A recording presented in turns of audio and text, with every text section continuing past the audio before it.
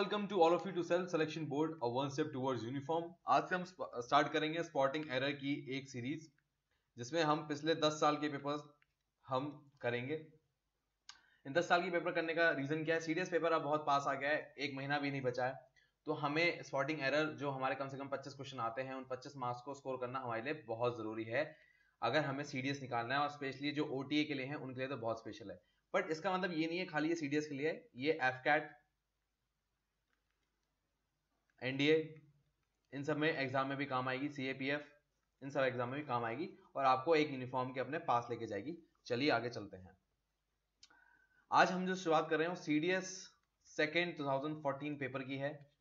देखिए, जब हम पेपर स्टार्ट करते हैं उससे पहले एक लाइन लिखी हुई आती है डायरेक्शन की, इन स्पॉटिंग एरर्स को करना कैसे है। मैं इस लाइन को आपके लिए पढ़ देता हूं।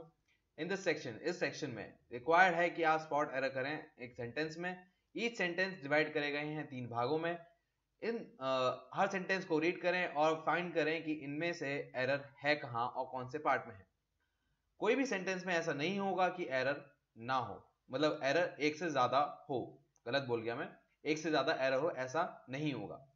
सम ऑफ द सेंटेंस, कुछ सेंटेंस ऐसे हो सकते हैं जिनमें एरर ना हो, उनको आपको फाइंड करना है, ठीक। और अगर एरर होता है तो आपको उन एरर को फाइंड करना है और उनके आगे एक लेटर इंडिकेटेड है, उसको आपको ध्यान में रख के मार्क करना है अपनी आंसर शीट में, जो आपको सेपरेट आंसर शीट दी गई होगी। और अगर कोई एरर नहीं है तो आपको ऑप्शन डी दिया गया है और जिसमें लिखा है नो एरर, ठीक है। चलिए आगे चलते हैं। पहला क्वेश्चन हमारा, he went to England to work as a doctor but return back as he could not endure the weather there. देखिए, मैंने जब इसे पढ़ा सेंटेंस को पहली बार, मुझे कोई एरर नहीं लगा। थोड़ा इन्वेस्टिगेट करने में पता लगा कि अगर मैं इस बैग को हटा दूं यहां से तो सेंटेंस पे कोई फर्क नहीं पड़ेगा। जरा पढ़ के देखते हैं। He went to England to work as a doctor but return as he could not endure weather there.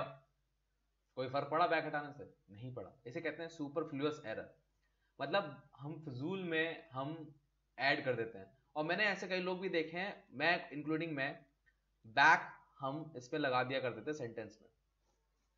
I am returning back from school, college, from the trip. I'm returning. That's enough. ठीक है, आगे चलते हैं। She inquired whether anyone has seen her baby. She inquired whether anyone has seen her baby. Logic लगाओ, logic. मुझे नहीं आती grammar, कोई बात नहीं, लॉजिक ग्रामर नहीं आती तो कोई बात नहीं। अगर हम देखें आगे पास्ट टेंस है, पीछे प्रेजेंट है, ये कैसे हो सकता है? ये पास्ट है, ये प्रेजेंट है, ऐसे कैसे हो सकता है? अगर पास्ट है तो यहां पर भी पास्ट लाओ, बिल्कुल यही लॉजिक है। She inquired whether anyone has seen her baby, has की जगह होगा had seen her baby, तो गलती हुई सी में। When I went outdoor I found frost everywhere, meaning समझ में आ रहा है, बाहर जाने पे फ्रॉस्ट दिख रही हर जगह, ठीक है। क्या गलती है पता नहीं लग रहा, कोई बात नहीं, हम बताते हैं। आउटडोर, आउटडोर कैसे गलती है देखो मैं बताता हूं। टर्निंग ऑन और ओपनिंग, एग्जाम्पल, कोई बंदा नए नए अंग्रेजी सीख कर आया, वो कहता है I am opening the fan. Is it a right sentence? No, it sounds wrong, ठीक है, sounds wrong but is not grammatically wrong, ठीक है। अब मैं कहूं I am turning on the fan, I am turning on the fan, या मैं कहूं please turn on the fan, तो ये सेंटेंस दोनों ही सही है। तो यहां पर आउटडोर एप्रोप्रिएट वर्ड नहीं है, यहां पर है आउटसाइड या आउटडोर्स। इसमें एस लगाने की जरूरत है, यहां पर लिखता हूं एस लगाने की जरूरत है तो ये सही हो जाएगा। These are his conclusion remarks, no error. क्या ऑप्शन है? ए, बी, सी, डी या no remark? These are his conclusion remarks. देखिए नाउन है कंक्लूजन और रिमार्क्स भी। कंक्लूजन के आगे जब ION लग गया है तो वो नाउन बन जाता है, और रिमार्क्स के आगे एस लग गया है तो वो नाउन बन जाता है। दो नाउन एक साथ नहीं आ सकते, बेसिक रूल है। सब्जेक्ट है, हेल्पिंग वर्ब है, मेन वर्ब है, देन ऑब्जेक्ट है, तो ऑब्जेक्ट दो noun no possible, not possible.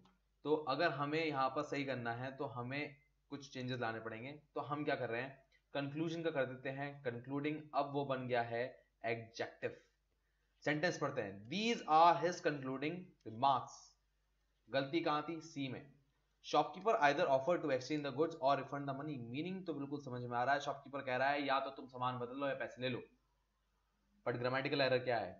आप देखोगे यहाँ मेन वर्ब है, मेन वर्ब से पहले कंजक्शन कैसे आ सकता है? कंजक्शन के बाद आएगा ना, तो सॉरी मेन वर्ब के बाद कंजक्शन आएगी ना।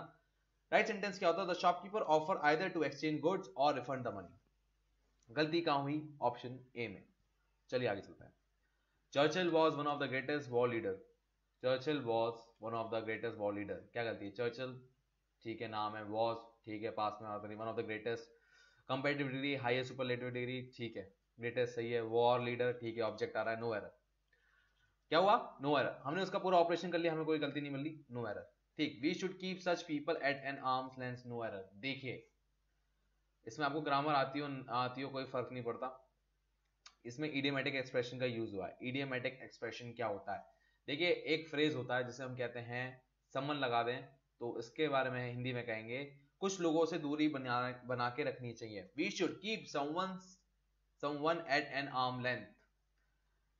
ठीक है, ये एक इडियोमेटिक एक्सप्रेशन है, इसे आपको याद होना चाहिए, आपको हमेशा याद होना चाहिए। We should keep someone at an arm length.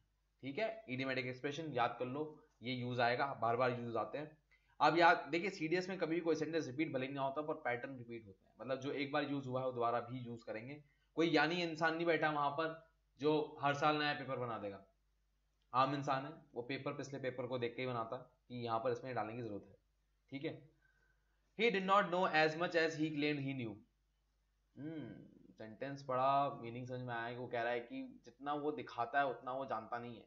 अच्छा ठीक है, बट ग्रामेटिकल एरर है। ही क्लेम्ड, ये नाउन है, सॉरी ये प्रोनाउन है, ये वर्ब है, ये अगेन प्रोनाउन है, ये वर्ब है, ये क्या हो रहा है? ये तो धोखाधड़ी हो रही है। यहाँ पर इन्फिनेटिव का यूज होगा। इन्फिनेटिव क्या होता है? इन्फिनेटिव ये कहता है कि क्लेम, एग्री जैसे वर्डों के बाद टू आता है और उसके बाद वर्ब की फर्स्ट फॉर्म लगती है, तो ये बनता claim to know. That was very dangerous, you might have been killed. ये बहुत ही खतरनाक है, यू माइट बी किल्ड। अब लोग कहेंगे मेरे हिसाब से तो इसमें नो एरर है, पर कुछ लोग कहेंगे कि आपने तो अभी बोला था, थोड़ा लॉजिक लगाओ, अगर पास्ट शुरू में है तो बाद में ही पास्ट होगा। भाई यहाँ पर एक चीज आ गई है, इसे हम कहते हैं कॉलन। कॉलन सेंटेंस को अलग कर देता है और वही हुआ, इसलिए इस सेंटेंस का इससे कोई मतलब नहीं है। दैट वॉज वेरी डेंजरस एक पार्ट है, you might have been killed एक पार्ट है, और ये कॉलन से अलग कर दिया गया। My friend is going to a movie every week. देखो आप क्या करते हो, सुबह उठते हो, हगते हो, खाते हो, पीते हो, ये आपकी आदतें, ये हैबिचुअल हैं, ये आप करते हो, ब्रश करते हो। उसके बाद कुछ लोगों को चाय पीनी बहुत पसंद है, कुछ लोगों को स्मोक करना पसंद है, दिन में 3 चाय लेंगे, दिन में 3 बार स्मोक करेंगे, या किसी को जॉगिंग सुबह जाने की आदत होती है। ये क्या होती है? हैबिचुअल आदतें होती है। जब हैबिचुअल आदत की बात करते हैं तो वहां पर सिंपल प्रेजेंट टेंस आता है, मतलब यहां पर आएगा goes. My friend goes to movie every week. गलती कहां हुई? बी में। They sit at the window and watch traffic. मैंने जब इस सेंटेंस को पढ़ा तो मुझे लगा यहां पर बी में गलती है, यहां पर एट गलत लगा है। बट जब मैंने सेंटेंस को थोड़ा और इन्वेस्टिगेट किया तो मुझे पता लगा कि एट तो यहाँ ठीक है, आप विंडो के ऊपर थोड़ा बैठते हो। You sit on the chair, you sit on the sofa, you sit on the couch, you sit on the bed, but you do not sit on window, you sit beside the window, तो यहां पर लगता है at. They sit at the window and watch traffic, इसका मतलब है no error. I started early for the station lest I should not miss the train. देखिए least ये नया शब्द है आपके लिए, इसे कंजक्शन कहते हैं। अब इस कंजक्शन के बारे में कुछ चीजें जानते हैं। देखिए कंजक्शन जो है लीस्ट, ये अब मॉडर्न इंग्लिश में यूज नहीं होता, पर हमारे सीडीएस की जो यूपीएससी वाले हैं वो इसे यूज करते हैं आज भी। ठीक है कर लो, पर हमारा काम क्या है, हमें से मतलब क्या है? देखिए ये एक नेगेटिव मीनिंग शब्द होता है। मीनिंग क्या होता है इसका? फियर। फियर मतलब महसूस हो रहा है, fear, you are feeling fear, इसका मतलब है फीलिंग फियर, आपको डर महसूस हो रहा है। ओके ठीक है, देयरफॉर इसमें कभी नॉट नहीं आता सेंटेंस पे, मतलब कोई सेंटेंस लिखा जाएगा तो उसकी सेंटेंस के आखिर में नॉट नहीं आएगा। बट आप एक ऑक्सिलरी वर्ब का इस्तेमाल कर सकते हो, वो है शुड। मतलब सेंटेंस में शुड आ सकता है पर नॉट नहीं आ सकता। ठीक है, मतलब कोई और ऑक्सिलरी वर्ब आएगी नहीं, मतलब कुड भी नहीं आ सकता, शैल भी नहीं आ सकता, विल भी नहीं आ सकता, इज आर एम कुछ नहीं आ सकता, सिर्फ शुड आ सकता है। ठीक है, शुड आ सकता है और नॉट नहीं आ सकता। क्लियर? अच्छा फिर क्या कह रहे हो? एग्जाम्पल दो। ठीक है देते हैं।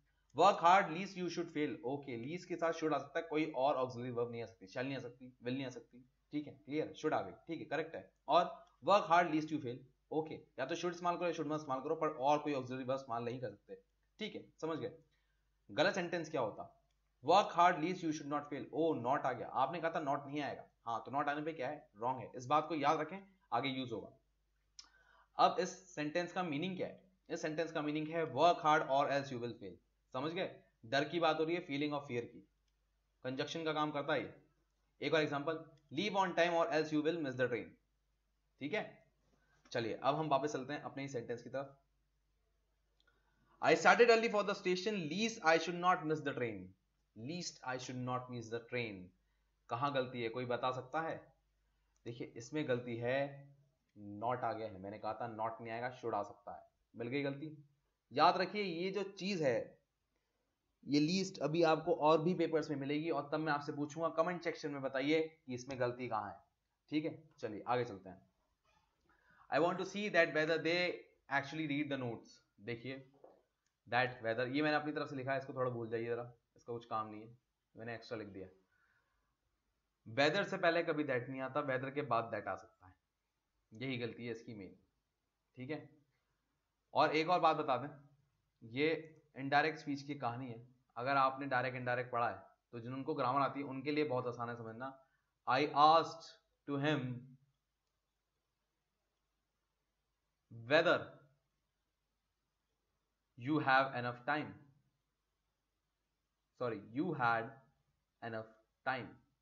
तो उन्हें पता होगा कि जब क्वेश्चन आस्क किया जाता है तब वेदर का इस्तेमाल होता है या इफ का इस्तेमाल होता है। ठीक है, ये एक्स्ट्रा चीज है, सिर्फ याद रखें, डायरेक्ट इनडायरेक्ट में क्वेश्चन में वेदर या इफ का इस्तेमाल होता है, ये ग्रामर की बात है। आपको हमेशा रिपोर्टेड स्पीच आएगी और उसको आपको चेक करना होगा। रिपोर्टेड स्पीच वो होती है जो मैंने अभी आपके सामने लिखी थी। ठीक है, याद रखिए यहाँ पर वेदर और दे, सॉरी वेदर और दैट, वेदर से पहले दैट नहीं आ सकता पर वेदर के बाद दैट आ सकता है, ये पॉसिबल है कि दैट यहाँ पर आ रहा है। ठीक है, दैट वेदर के बाद आ रहा है, ये पॉसिबल है, तो गलती हुई बी में।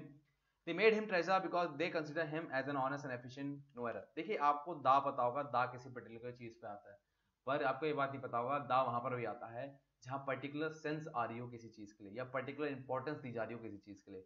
अगर आप देखें पूरा सेंटेंस ट्रेजर पे घूम रहा है, they made him treasure because they consider him as an honest and efficient. ठीक है, तो सेंटेंस कैसे घूम रहा है, ट्रेजरर पे, तो they made him the treasurer, A में गलती है।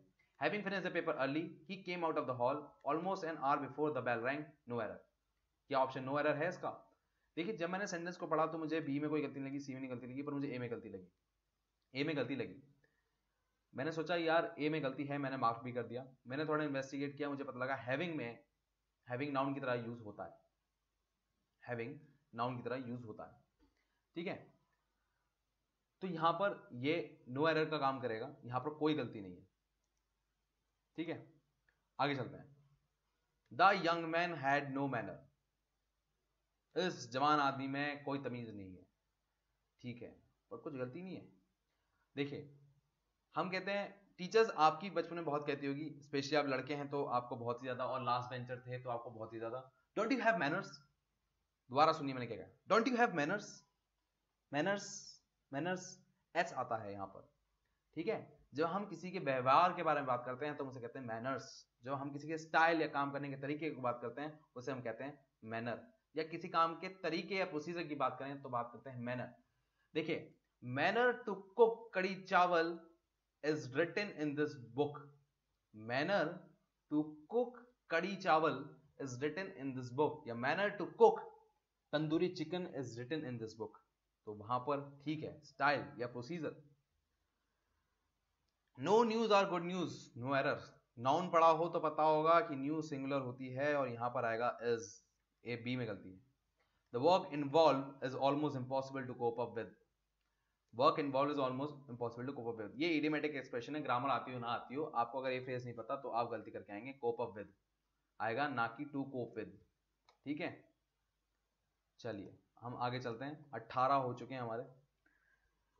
There is no place in this compartment, no error. देखिए ये एरोनियस है, जैसे हमने टर्निंग और ओपनिंग ऑन की बात की थी वैसे ही यहां पर नो प्लेस की जगह आएगा रूम, राइट। सेंटेंस होता है कहने का ऐसे, room, there is no room in this compartment. Shakespeare is greater than any poet, no error. Shakespeare greater than any poet, no error. Shakespeare noun, helping verb, comparative degree, than आ रहा है, any poet, no error. ठीक है, कोई गलती नहीं है, यहां पर ऑप्शन होगा D, no error. I should have preferred to go by myself. No error. I should have preferred to go by myself. I ठीक है, should मतलब अब फॉर्मली कह रहा है, have ठीक है, should के बाद have आता है, have के बाद थर्ड फॉर्म आती है, to ठीक है, infinitive डिग्री infinitive, तो उसके बाद to के बाद first form go by myself, ठीक है, नो एरर, तो इसका ऑप्शन हो गया no error. The minister announce compensation for the victim from the accident, यहां पर आएगा ऑफ। देखिए जब आपको कोई चीज दी जा रही होती है ना, ये आपको ऑफर की जा रही है, ये आपकी हक की चीज है, तो आप वहां पर यूज करते हैं ऑफ, ठीक है। The minister announce compensation for the victims of accident, ठीक है, आपकी हक की चीज एक्सीडेंट से मिल रही है, क्या मिल रही है, कंपनसेशन, तो वहां ऑफ का इस्तेमाल हो रहा है। अगला, Australian team lose the match yesterday, Australian team lose the match yesterday, meaning तो समझ में आ गया मीजान, बट यहां पर लूज नहीं होता, यहां पर लॉस्ट होता है, राइट ग्रामेटिकल चीज है लॉस्ट।